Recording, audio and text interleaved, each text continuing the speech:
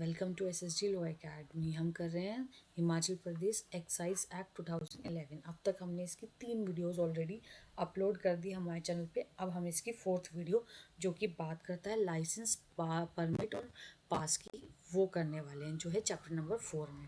ये chapter number 4 27 से लेकर सेक्शन नंबर 35 तक चलेगा और इसकी 3 डेफिनेशन क्लोज में भी ये है। तो ये इसकी हाई चांसेस है कि एग्जाम में ये आ जाए। जैसे कि 2M जो है वो बात करता है लाइसेंस। लाइसेंस का मतलब है जो भी लाइसेंस इस एक्ट के अंदर इशू होगा, ग्रांट किया जाएगा, उसको लाइसेंस कहेंगे। वहीं 2S बात करता है पास की। पास का मतलब है कोई भी ऐसा डॉक्यूमेंट जो एक्चुअली अथोराइज करता हो रिमूवल या ट्रांसपोर्टेशन ऑफ लिकर। एक लिकर को एक जगह से ले जाने के लिए, ठीक है, एक जगह से ट्रांसपोर्ट करने के लिए पास की ज़रूरत होगी। परमिट का मतलब होता है कोई नो ऑब्जेक्शन स्टेटमेंट जो कलेक्टर या जो डेस्टिनेशन अकर हो रही है या कोई और पर्सन जो ऑथराइज्ड है इस बिहाफ में इंपोर्ट ट्रांसपोर्ट करने के लिए और स्टोर करने के लिए, रिटेल सेल करने के लिए परमिट इशू करेगा, वो दी गई है 2T में।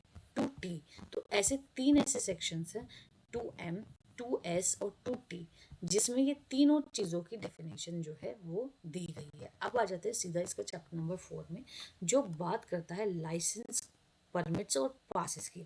सेक्शन नंबर 27 यहाँ से शुरू होता है, जो लाइसेंस कोड ग्रांट करने के लिए, लीजेस जो है, ठीक है, ग्रांट करने के लिए, मैन्युफैक्चर और सेल के लिए ग्रांट करने के लिए बात करता है। तो स्टेट गवर्नमेंट जो है वो मे लीज टू एनी पर्सन, किसी भी पर्सन को जो कॉम्पिटेंट टू कॉन्ट्रैक्ट है। अब कॉम्पिटेंट टू कॉन्ट्रैक्ट कौन होता है? जो 18+ हो, साउंड माइंड हो, ठीक है, और लीगली लीगली कैपेबल हो। लीगली कैपेबल मतलब अब कोई क्या बोलते हैं, प्रिजनर है, वो तो नहीं कर सकता until he is in the, मतलब इन द जेल। तो ऐसे लीगली कैपेबल हो, साउंड माइंड हो, 18 ईयर्स हो, तो वही पर्सन जो है यहाँ पर यहाँ पे वो कर सकता है, कॉम्पिटेंट टू कॉन्ट्रैक्ट है, और वही यहाँ पे उसको ही लीज के लिए ग्रांट करने के लिए वो कॉम्पिटेंट है।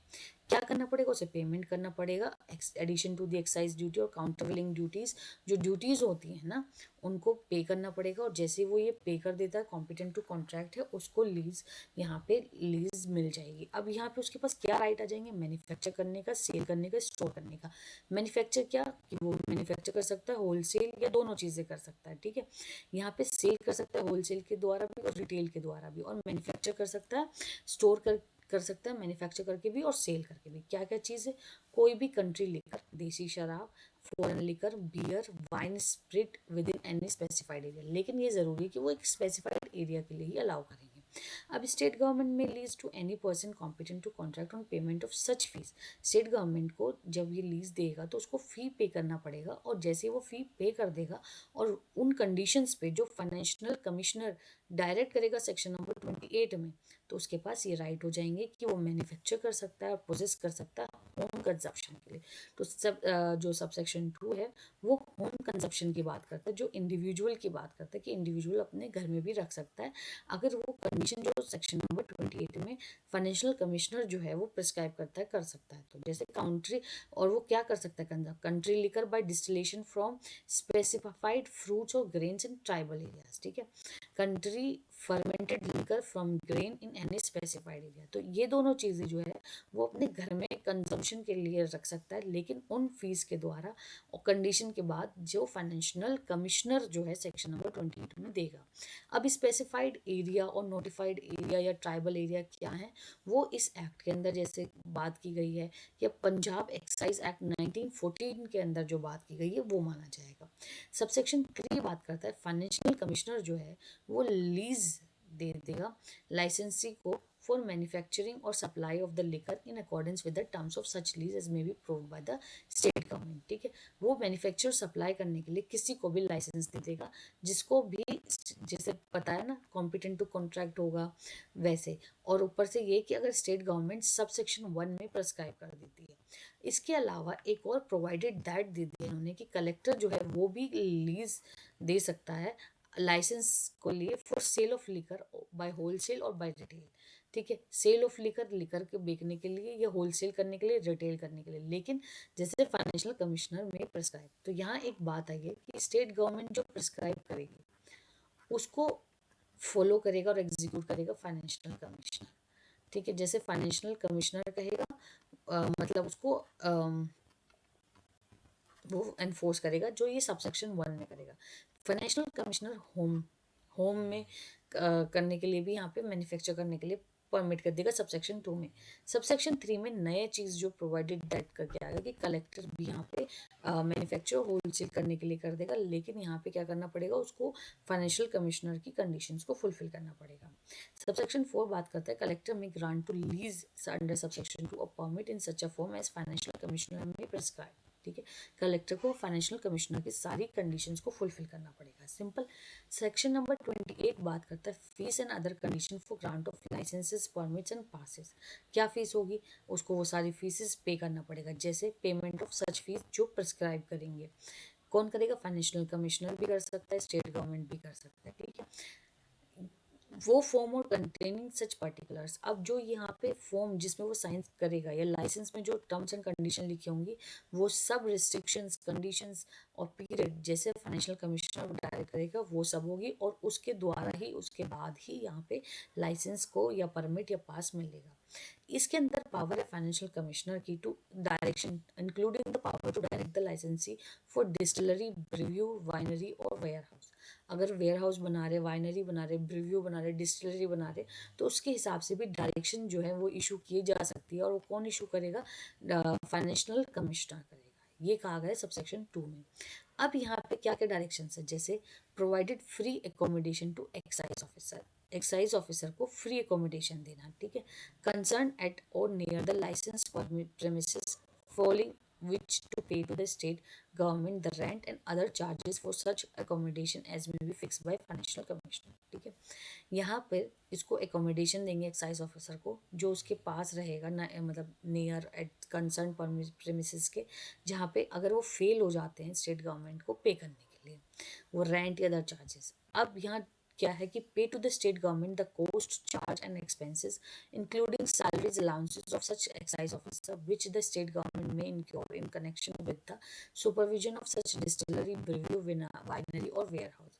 अब जो ये यहाँ पे एकोमोडेशन दे रहा है ना, यहाँ पे उसको पे भी करने के लिए स्टेट गवर्नमेंट डायरेक्ट करेगी उस पर्टिकुलर लाइसेंसी को, जो उस ब्रिव्यू, डिस्टिलरी, वाइनरी या वेयर हाउस के आसपास रहता है। ठीक है, जो ऊपर अपॉइंट किया गया।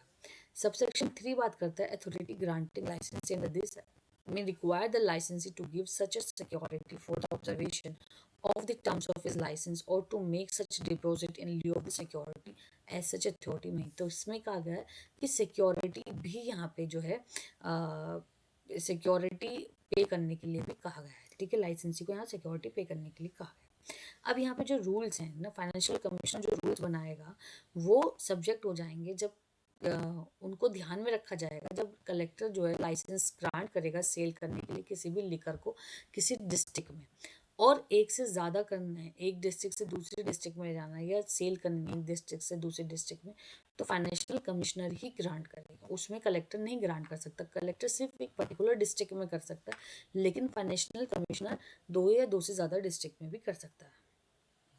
यहाँ पे लाइसेंस जो है 1 ईयर के लिए होगा, और रिटेल सेल उसको ये देखना पड़ेगा, कलेक्टर यहाँ पे चेक करता रहेगा स्टेट गवर्नमेंट के प्रिस्क्राइब रूल्स के साथ कि कितना टाइम यहाँ पे होता जा रहा है।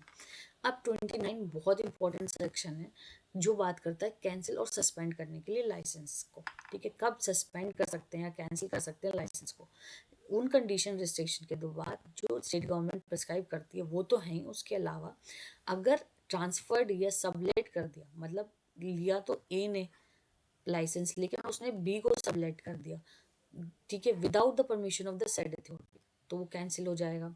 If excise duty, countervailing duty or other fee payable by the holder thereof is not duly paid, वो ड्यूली पेड नहीं हुआ, उसने नहीं पे कर, in the event of any breach of the holder of such licence licensee permit pass or by his servant by any one acting in his behalf with his express or implied permission or any of the terms and condition of such license permits or pass।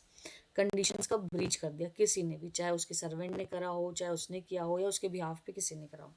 अगर holder thereof is convicted of any offence, किसी offence के लिए convict हो गया, किस किस act के अंदर, Himachal Pradesh value added tax act 2022 2005, central sales tax act 1956, इन नारकोटिक्स में, ये ट्रेड मर्चेंडाइज मार्क एक्ट में, medical toilet preparation due excise duty act में, इन सब में से किसी में भी अगर वो कन्विक्ट हो गया तो उसका लाइसेंस कैंसिल हो जाएगा.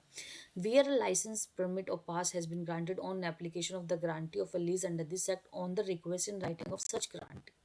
ठीक है, राइटिंग में नहीं करी होगी उसने तो भी. एट विल, विल पे भी अगर उसको conditions of the license permit और pass provides for such cancellation और सस्पेंशन.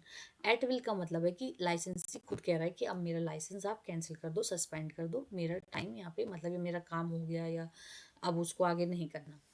अब सेक्शन नंबर 30 क्या कहता है? Power to cancel any other licence or remove fees when licence permit और pass held by any person cancelled under A B C D clause 29.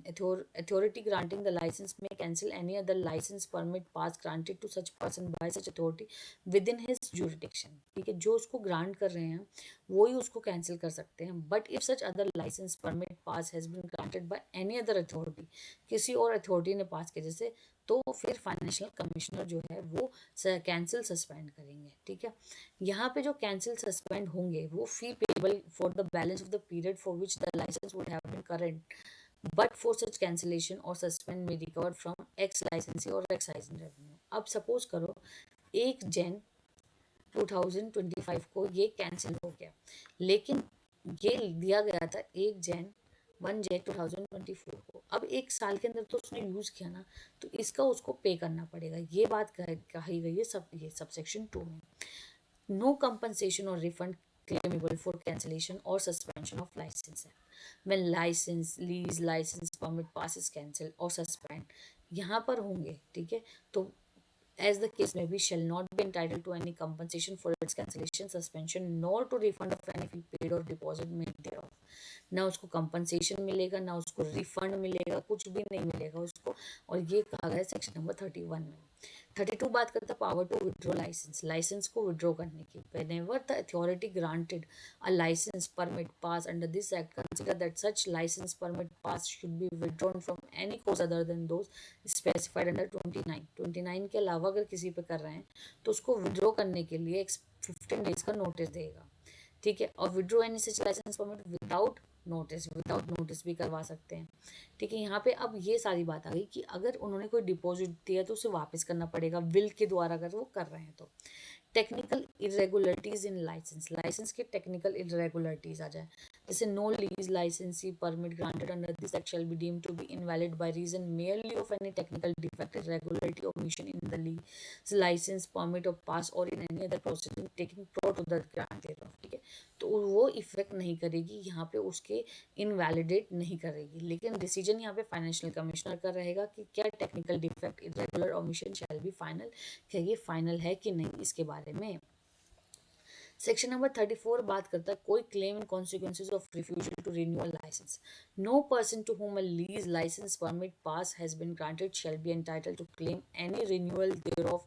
No claim shall lie for damages or otherwise in consequences of any refusal to renew a lease, license, permit or pass on expiration of period for which it remains in force. उस period के लिए जब तक वो रहा है ना, उसके लिए उसको कोई क्लेम नहीं करना पड़ेगा. Surrender of license, no holder of license grant under this act to sell liquor shall surrender his license except on the expiration of 1 month notice. 1 महीने का रिटर्न नोटिस जो है यहाँ पे उसको देना पड़ेगा to the authority which granted the license or of his intention to surrender the same on payment of the fees payable for the license for the whole period for which it would have been current but for the surrender. ठीक है, अगर उसको surrender करना 1 महीने का notice authority को देना पड़ेगा जो उसको जिसने उसको वो ग्रांट की है. Provided that if the authority is satisfied that there is a sufficient reason for surrendering the licence he may remit to the holder thereof to the sum so payable on surrender of or any portion thereof. ठीक है, तो उसको फिर क्या होगा अगर authority sufficient reason करके पास मतलब फील कर देती है कि हाँ इसको अब वो कर सकता है तो वो सम पे करेगा और सरेंडर कर सकता है. यहाँ holder of license as use in this section include a person whose tender bid application for allotment of license for any liquor event has been accepted although he may not actually have received the license। अगर उसकी bid tender या application accept कर दी गई है, वो भी यहाँ पर अपना ये लाइसेंस जो है वो जैसे सरेंडर करा गया है, ये रूल हो रहा है, वो वहाँ पे भी यूज़ हो सकता है। अब इस तरीके से हमारा चैप्टर नंबर 4 कंप्लीट होता है। नेक्स्ट वीडियो हम चैप्टर नंबर 5 के लिए लाएंगे। Thank you.